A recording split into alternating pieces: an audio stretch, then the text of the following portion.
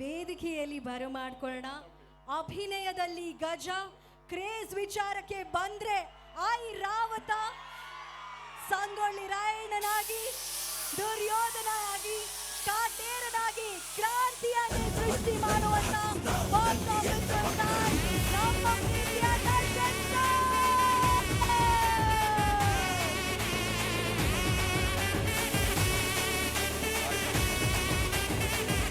ಅಲ್ಲ ಚೆಕ್ ಹನಿಲಿ ಬೆಳೆದ ಬಂಡೆಗಲ್ಲು ಇವನು ನಡೆವ ದಾರಿ ಮೈಲಿಗಲ್ಲು ಇವನ ಎದುರು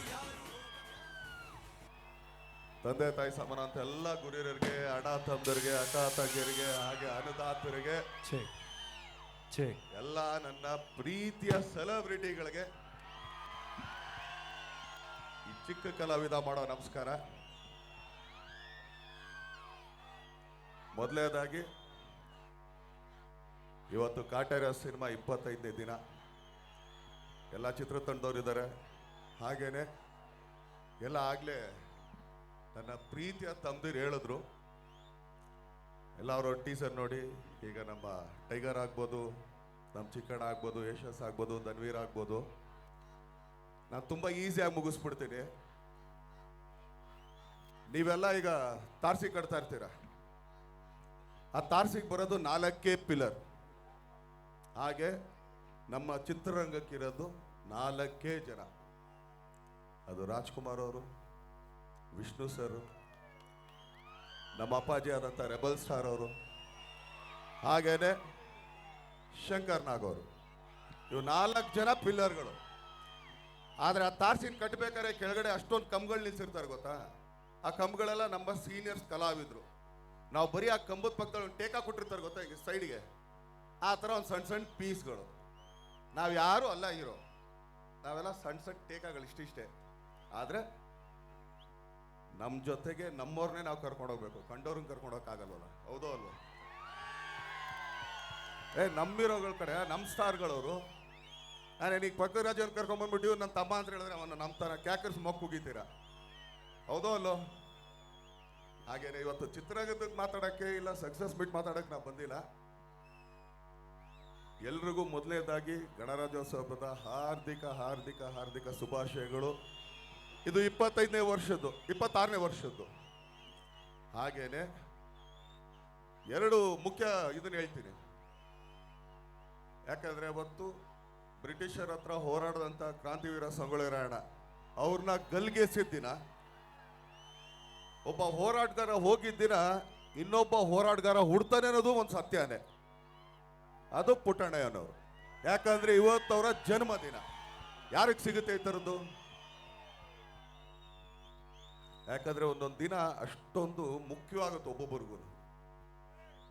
75ನೇ ವರ್ಷದ ಹುಟ್ಟುಹಬ್ಬದ ದಿನ ಅವ್ರು ಇಡೀ ರೈತರ ಸಂಘಕ್ಕೆ ಅವರೊಂದು ಹೋರಾಟನೇ ಮಾಡಿದ್ರು. ನೋಡ್ರಿ, ಒಬ್ಬ ಹೋರಾಟಗಾರನ ನೇಣು ಹಾಕಿದ್ರು ಇನ್ನೊಬ್ಬ ಹೋರಾಟಗಾರ ಹುಡ್ತಾರೆ. ಅದಕ್ಕೆ ನಮ್ಮ ಮಣ್ಣಲ್ಲಿ ಮಾತ್ರ ಅದು ಇರೋದು, ಏನೆಲ್ಲೂ ಇಲ್ಲ ಅದು, ಹೌದೋ ಅಲ್ವೋ?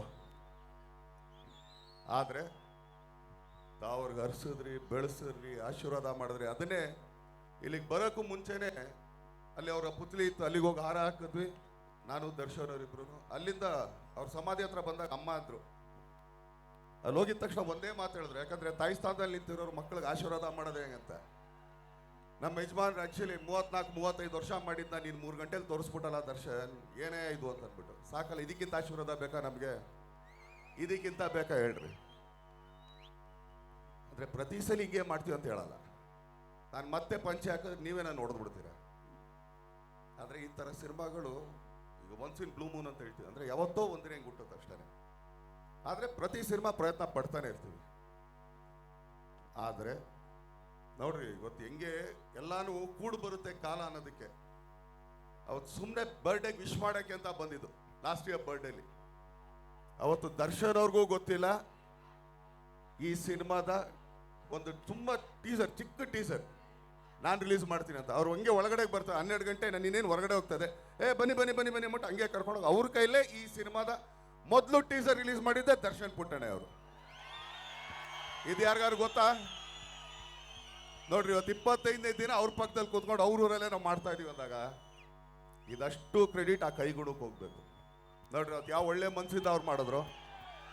ಒಂದು ರೈತರ ಸಿನಿಮಾ, ರೈತರಿಗೆ ಸಂಬಂಧಪಟ್ಟಿದ್ದು, ಅವತ್ತು ಅವರು ಅದನ್ನು ರಿಲೀಸ್ ಮಾಡಿದ್ದಾರೆ ಅಂದಾಗ ಇದು ಯಾವುದೋ ಪ್ಲ್ಯಾಂಡ್ ಇಲ್ಲ. ಅವ್ರು ಸುಮ್ಮನೆ ಬರ್ಡೇಗೆ ವಿಶ್ ಮಾಡೋಕ್ಕೆ ಅಂತ ಬಂದರು. ಅವರೊಂದು 11:55 ಬಂದರು. ಇನ್ನು 5 ನಿಮಿಷ ಆಯ್ತು 12 ಗಂಟೆಗೆ ವಿಶ್ ಆಮೇಲೆ ಮಾಡ್ರಂತೆ ಬನ್ನಿ ಅಂದ್ಬಿಟ್ಟು ಅವ್ರು ಕರ್ಕೊಂಡೋಗಿ ಅವ್ರ ಕೈಲೇ ರಿಲೀಸ್ ಮಾಡಿಸೋದು. ಇವತ್ತೇನಕ್ಕೆ ಸಿನಿಮಾ ಸ್ವಲ್ಪ ಕಮ್ಮಿ ಮಾತಾಡಿ ಇಲ್ಲಿ ಮಾತಾಡ್ತಿದ್ದೀನಿ ಅಂದರೆ, ಮೊದಲನೇದಾಗಿ ದರ್ಶನ್ ಅವರು ನನಗೂ ಹೆಚ್ಚು ಕಮ್ಮಿ ಒಂದು 9 ವರ್ಷ ಆಗಿದ್ದಾರೆ ಶಾಸಕರು. 9 ವರ್ಷದ ಒಂದು ಸ್ನೇಹ. ಅವ್ರು ಮೊದಲನೇ ಸಲ ಸಿಕ್ಕಿದಾಗ ಇವತ್ತಿಗೂ ನನ್ನ ಮೊಬೈಲ್ ತೆಗೀರಿ, ನಾನು ದರ್ಶನ್ MLA ಅಂತ ಹಾಕೊಂಡಿದ್ದೆ 9 ವರ್ಷದಿಂದೇನೆ.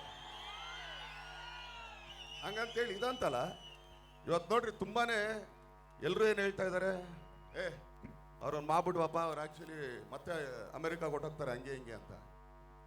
ಒಂದು ಕಹಿ ಸತ್ಯ ಹೇಳ್ತೀನಿ, ಕೇಳಿಸ್ಕೊಡ್ರಿ ಇವತ್ತು.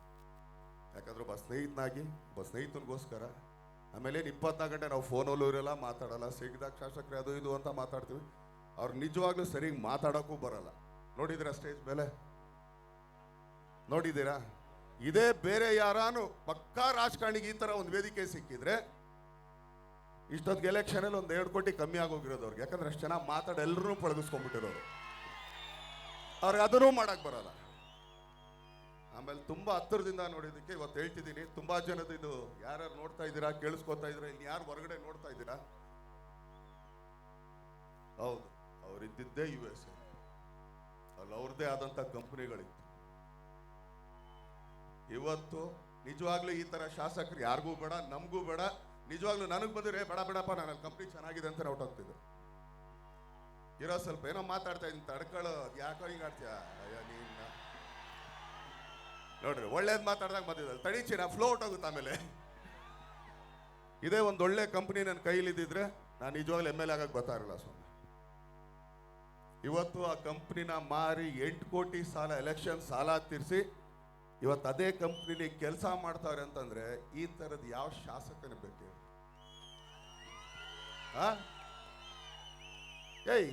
ನಂದೇ ಕಂಪ್ನಿ ಇದ್ದಾಗ ಅದು US ಅಲ್ಲಿ ಡಾಲರ್ಸಲ್ಲಿ ದುಡಿತಾ ಇದ್ದವನು ಅದನ್ನ ಮಾರ್ಬಿಟ್ಟು ಬಂದು ಇಲ್ಲಿ ಆಕ್ಚುಲಿ ಎಲೆಕ್ಷನ್ ಗೆದ್ರು ಕೂಡ 8 ಕೋಟಿನ ಎಷ್ಟೋ ಸಾಲ ತೀರ್ಸೋದಕ್ಕೆ ಕಂಪ್ನಿ ಯಾಕೆ ಮಾರ್ತಿದ್ದೆ ನಾನು?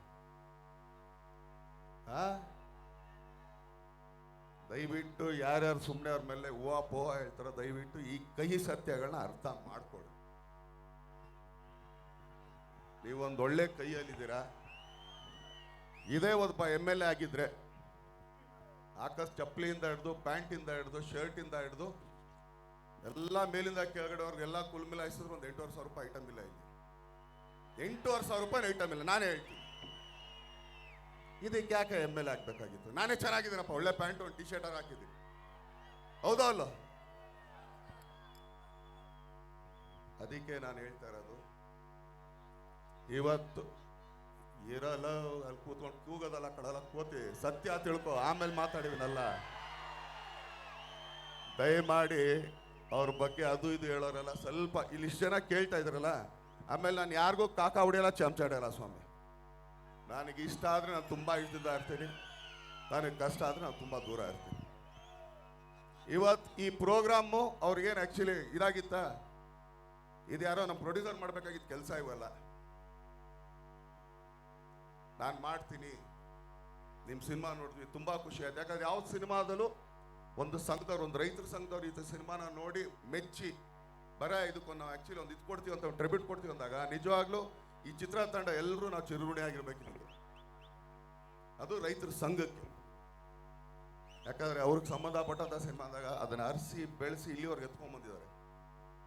ಈಗ ದರ್ಶನ್ ಅವ್ರಿಗೆ ಬೇಕಾಗಿತ್ತ ಇದು ನಮ್ಮ ನಿರ್ಮಾಪಕರು ಯಾರೋ ಮಾಡಲೇಬೇಕಾಗಿದೆ. ಯಾಕಂದ್ರೆ ಚೆನ್ನಾಗಿ ದುಡಿತಾ ಇದ್ರೆ ನಡೆಯ ಒಂದು 25 ದಿನ ಮಾಡೋಣ ಅಂತ.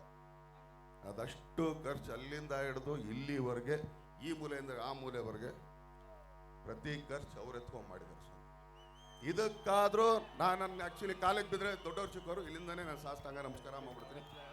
MLA ಸಾಹೇಬ್ರೆ, ಈ ನಿಮ್ಮ ಉಪಕಾರನ ಸಾಯೋವರೆಗೂ ನಾವು ಮರೆಯೋಲ್ಲ, ನಮ್ಮ ಚಿತ್ರತಂಡ ಮರೆಯೋಲ್ಲ. ಅದಕ್ಕೆ ತುಂಬ ಧನ್ಯವಾದ ಹೇಳ್ತೀನಿ. ಮತ್ತೊಂದು, ಅವ್ರನ್ನ ಇನ್ನೂ ಚೆನ್ನಾಗಿ ಬೆಳೆಸ್ಕೊಳ್ಳಿ. ಆ್ಯಕ್ಚುಲಿ ಅವ್ರು ಮಾತಾಡೋಕೆ ಬರಲ್ಲ ಅಷ್ಟೇ. ನನ್ನಂಥ ಮಾತುಗಾರಂಗಿದ್ದಿದ್ರೆ ಇನ್ನೂ ಚೆನ್ನಾಗಿ ಆರಾಮ್ಸೆ ಆ್ಯಕ್ಚುಲಿ ಎಲೆಕ್ಷನ್ ಕಾಸು ಇಲ್ದಂಗೆ ಖರ್ಚು ಮಾಡ್ಕೊಂಡು ಮಾಡ್ಬಿಡ್ತಿದ್ದೆ. ನನಗೆ ಆಗ್ಬೇಕಾಗಿತ್ತು, ಮಾತೇ ಸಾಕಾಗಿತ್ತಲ್ವಾ. ಅವ್ರು ಮಾತಾಡ್ತಾ ನೋಡ್ರಿ, ಅಂದರೆ ಅವ್ರು ಇಲ್ಲಿ ನಿಂತಾಗ ಸ್ವಲ್ಪ ನರ್ವಸ್ ಆಗ್ತಾರೆ ಅನ್ನೋದಕ್ಕೆ 75ನೇ ವರ್ಷ ಅವ್ರ ತಂದೆ ಹುಟ್ಟಿದಬ್ಬನ್ನ ಗಣರಾಜ್ಯೋತ್ಸವ ಎರಡೂ ಸೇರಿಸ್ಬಿಟ್ರು ಪಾಪ. ಇದನ್ನು ಟ್ರೋಲಾರು ಮಾಡ್ಕೊಳ್ಳಿ, ತಪ್ಪಿಲ್ಲ. ಯಾಕಂದರೆ ಕೆಲವ್ರು ಮಾತಾಡ್ಬೇಕಾದ್ರೆ ಮೇಲೆ ಕೆಳಗೆ ಆಗುತ್ತೆ, ಯಾಕಂದರೆ ನರ್ವಸ್ ಆಗ್ತಾರೆ ಅಂತ. ನಾನು ಯಾವಾಗಲೂ ಈ ಎಲೆಕ್ಷನ್ ಟೈಮಲ್ಲಿ ಮಾತಾಡಿದ್ರೆ ನಾವು ಮಾತಾಡಲ್ಲ, ಸಾಕು, ನಮ್ಗೆ ಇಷ್ಟೇ ಸಾಕು ಸರ್. ಅದಕ್ಕೆ ಎಲ್ಲರೂ ಓಟ್ ಗಿಟ್ ಕೇಳ್ಬೇಕಾರೆ, ಅಪ್ಪ ದರ್ಶನ್ ಅವ್ರಿಗೆ ಅಂದ್ರೆ ದರ್ಶನ್ ಸ್ಕ್ವೇರ್ ಇದೀವಿ ಅಂತ. ನಮ್ಮ ಗಾಡೀಲಿ ಇನ್ನೊಬ್ಬ ದರ್ಶನ, 3 ಜನ ದರ್ಶನ್ ಇದ್ವಿ. ನೀನಲ್ದೇ ಇದ್ರೆ 400 ಜನ ಇರಲಿ ಬಿಡೋ, ಏನೇನು ದರ್ಶನ ನಾನು ಒಬ್ಬನೇ ಇಡೀ ಪ್ರಪಂಚಕ್ಕೆ. ಆದರೆ ನಾನಾಗಲೇ ಗಾಡೀಲಿ ಕೂತಾಗ ಇಲ್ಲೊಬ್ರು ಮಾತಾಡ್ತಿದ್ರು, ಸರ್ ನಿಜವಾಗ್ಲೂ ಸರ್ ತುಂಬ ಒಳ್ಳೆ ಪದ ಹೇಳಿದ್ರಿ, ಉರಿಯೋರು ಉರ್ಕೊಳ್ಳಿ, ಬೇದವ್ರು ಬಯಸ್ಕೊಳ್ಳಿ, ದರ್ಶನ್ ಹಿಂಗೆ ಅಂತ. ಖಂಡಿತ ಸರ್, ಇವತ್ತು ತುಂಬ ತಾಳ್ಮೆಯಿಂದ ಇದ್ದೀನಿ, ತಾಳ್ಮೆ ತುಂಬ ಕಲಿಸ್ತಾ ಇದೆ. ಯಾರು ಏನೇ ಅನ್ಕೊಂಡ್ರು, ಏನೇ ಮಾಡಿಕೊಂಡ್ರು, ಇಲ್ಲಿರೋ ಸೆಲೆಬ್ರಿಟಿಗಳು ಸಾಕು ನಮಗೆ ಸರ್, ಇನ್ನು ಯಾರು ಬೇಡ ನಮಗೆ ಅಂತ ಹೇಳಕ್ಕೆ ಇಷ್ಟಪಡ್ತೀನಿ. ತುಂಬ ಧನ್ಯವಾದಗಳು. ಇದೇ ಥರ ಹರಿಸಿ ಬೆಳೆಸಿ ದರ್ಶನ್ ಅವ್ರನ್ನ ಇನ್ನೂ ಎತ್ತರಕ್ಕೆ ಎತ್ಕೊಂಡು ಹೋಗ್ರಿ. ಅವರು ಹೇಳಲ್ಲ, ಮಾಡಿ ತೋರಿಸ್ತಾರೆ. ದಯವಿಟ್ಟು ರೈತರ ಸಂಘಕ್ಕೆ ಯಾರು ಆ್ಯಕ್ಚುಲಿ ಕೈ ಕೊಡಕ್ಕೆ ಹೋಗ್ಬೇಡಿ. ರೈತರ ಸಂಘ ಹಿಡ್ಕೊಳ್ರಿ, ಯಾಕಂದ್ರೆ ನಾವು ಯಾಕೆ ಸುಮ್ಮನೆ ಡೈಲಾಗ್ ಬರೆಯಲ್ಲ ನಮಗೆ. ಅನ್ನನ ದ್ಯಾರು ಅಂತೀವಿ, ಅದ್ಯಾರನ್ನ ಸೃಷ್ಟಿ ಮಾಡೋ ಒಂದೇ ಒಂದು ಅಧಿಕಾರ ಇರೋದು ಯಾರಿಗೆ? ಅವನೊಬ್ಬನಿಗೇನೆ.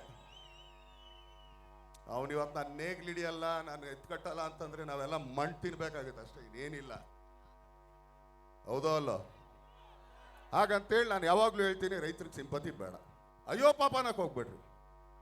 ನ್ಯಾಯವಾದ ಬೆಲೆ ಕೊಟ್ಬಿಟ್ರೆ ಇವತ್ತೆಲ್ಲ ಹೆಂಗೆ ಎತ್ತಿನ ಗಾಡೀಲಿ ಬಂದು ಇದೇ ಇನ್ನೊಂದು 10 ವರ್ಷ ಆದರೆ ಎಲ್ಲ ಚಾಪರಲ್ಲಿ ಬರ್ತಾ ಇರ್ತೀವಿ. ಬರ್ರೆ ನಮ್ಮ ಚಾಪರಲ್ಲಿ 4 ಜನ ಹತ್ಕೊಳ್ರಿ, ನಮ್ಮ ಚಾಪರಲ್ಲಿ ಬರೋಣ ಅಂತ. ಅಂದರೆ ಹೆಲಿಕಾಪ್ಟ್ರಲ್ಲಿ ಹೇಳ್ತಾರೆ ಅದು, ಹೌದೋ ಅಲ್ವೋ? ಆದ್ರಿಂದ ಇವತ್ತು ಇಷ್ಟು ಜನ ಸೇರಿ ಎಲ್ಲ ಅಕ್ಕ ತಂಗಿರು ಪಾಪ ಅಲ್ಲೆಲ್ಲ ಕೂತಿದ್ದಾರೆ, ಎಲ್ರಿಗೂ ಕೂಡ ಹೃತ್ಪೂರ್ವಕ ಧನ್ಯವಾದಗಳು. ಇಷ್ಟು ಕಾದು ಇಷ್ಟು ಪ್ರೀತಿ ತೋರಿಸ್ತಾ ಇದ್ದೀರಾ. ಸದಾ ನಿಮ್ಮ ಪ್ರೀತಿ ಪ್ರೋತ್ಸಾಹ, ಯಾಕಂದರೆ ಮುಂದಕ್ಕೆ ನಮ್ಮ ಟೈಗರ್ ಸಿನಿಮಾ ಬರುತ್ತೆ, ಮದೇವ ಬರುತ್ತೆ, ಹಾಗೆ ತನ್ವೀರ್ ಬಂದಿದೆ, ಅವನು ವಾಮನ ಬರ್ತಾ ಇದೆ, ನಮ್ಮ ಚಿಕ್ಕಣ್ಣಂದು ಎಲ್ರಿಗೂ ಗೊತ್ತಿದೆ, ಉಪಾಧ್ಯಕ್ಷನೂ ಬಂದಿದೆ. ನೋಡ್ತಾ ಇದ್ದೀರಾ, ಇನ್ನೂ ಚೆನ್ನಾಗಿ ನೋಡಿ. ಆದರೆ ಅವೆಲ್ಲ ಅಪ್ಪಟ ಕನ್ನಡ ಸಿನಿಮಾ, ಅದ್ಯಾವುದು ಬೇರೆ ಭಾಷೆ ಸಿನಿಮಾ ಅಲ್ಲ, ಪ್ಯಾನ್ ಇಂಡಿಯಾ ಸಿನಿಮಾ ಅಲ್ಲ. ಸೊ ಕನ್ನಡ ಸಿನಿಮಾನ ಹರಿಸಿ ಬೆಳೆಸಿ ಕನ್ನಡಿಗರನ್ನ ಪ್ರೀತಿ ತೋರಿಸುತ್ತಾ ಎಲ್ಲರ ಹತ್ರ ತಲೆಬಾಗಿ ಬೇಡ್ಕೊಳ್ತೀನಿ. ಧನ್ಯವಾದಗಳನ್ನ.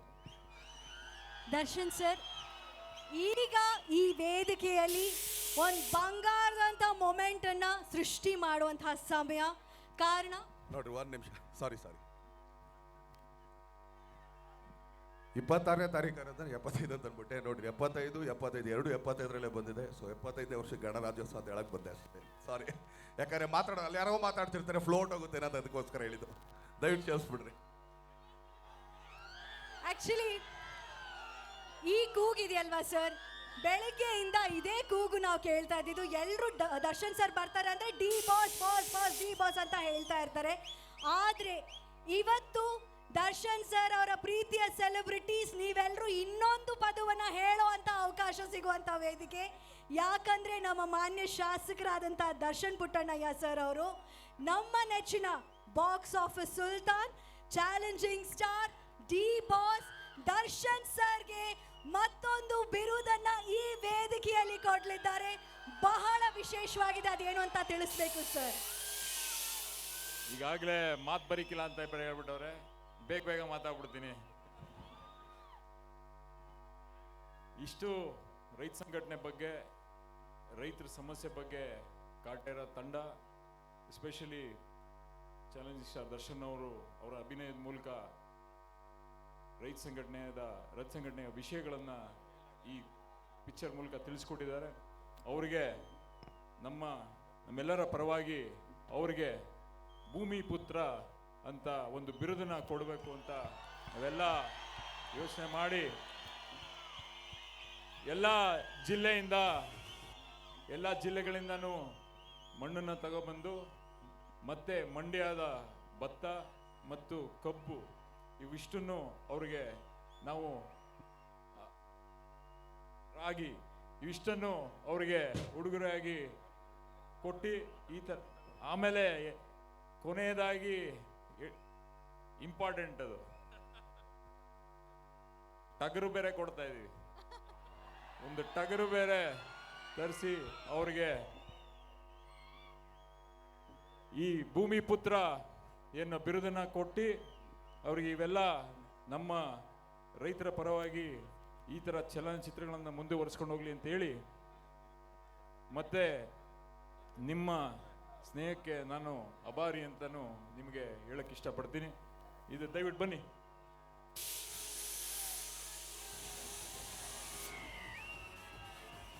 ದರ್ಶನ್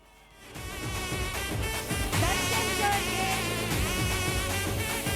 ಇದೀಗ ಈ ಅದ್ದೂರಿ ವೇದಿಕೆಯಲ್ಲಿ ಬೆವರ ಹನಿಲಿ ಬೆಳೆದ ಬಂಡೆಗಲ್ಲು, ಇವನು ನಡೆವ ದಾರಿ ಮೈಲಿಗಲ್ಲು, ಇವನ ಎದುರು ಯಾರು ಹೋಗಬ್ಯಾರಿ. ಹಿಂದೆ ಇದೆ ಸೈನ್ಯವು, ಹಸಿದ ಜನಕ್ಕೆ ಇವನು ಅನ್ನದಾತ, ಹಸಿರ ಉಸಿರು ಎಂದು ಹೇಳಿದಾತ, ಬಣ್ಣ ಮಗನೆ ಕೇಳೋ ನೀನೆ ಇನ್ನು ನಮ್ಮ ಹೆಮ್ಮೆ ಬಾವುಟ. ಬಿಟ್ಟೋದು ಕಲಿತ ವಿಜ್ಞಾನಿ, ಬೆಳೆದಿದ್ದು ಹಂಚುವ ಈ ದಾನಿ, ಸಿಡಿದೆದ್ದ ಸ್ವಾಭಿಮಾನಿ, ಸಾಲು ಸಾಲು ಕಟ್ಟಿ ಹೊತ್ತ ಭೂಮಿ ಬಿದ್ದಲು.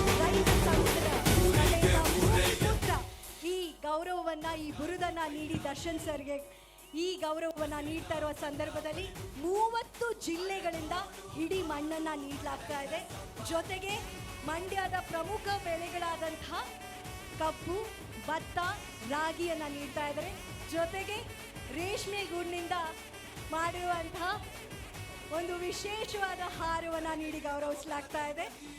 ಇದು ಕರ್ನಾಟಕ ರಾಜ್ಯ ರೈತ ಸಂಘದ ಕಡೆಯಿಂದ ಎಲ್ಲರೂ ಜೊತೆಯಾಗಿ ನಮ್ಮೆಲ್ಲರ ನೆಚ್ಚಿನ D boss challenging star Darshan ಅವರಿಗೆ ಮಣ್ಣಿನ ಮಗನು ಇವನು ನೀಡಿ ಗೌರವಿಸಲಾಗಿದೆ. ಹಾಗೂ ನಮ್ಮ ಮಾನ್ಯ ಅದ ಮಗನು ಇವನು ಅದ್ಭುತ ಜ್ಞಾನಿ, ಜನಸೇವೆಗೆಂದೇ ಹುಟ್ಟಿರುವ ದೇವರ ಕುಲವು, ಇವರ ನೆರಳೆ ಬಡವರಿಗೆ ನೂರಾನಿಯ ಬಲವು. ಈ ಮಣ್ಣಿಗೂ ಇವರ ಋಣವೈತೆ, ಪ್ರತಿ ಉಸಿರು ಇವರನ್ನೇ ನುಡಿದೈತೆ. ಜಯ ರತ್ನಾಕರ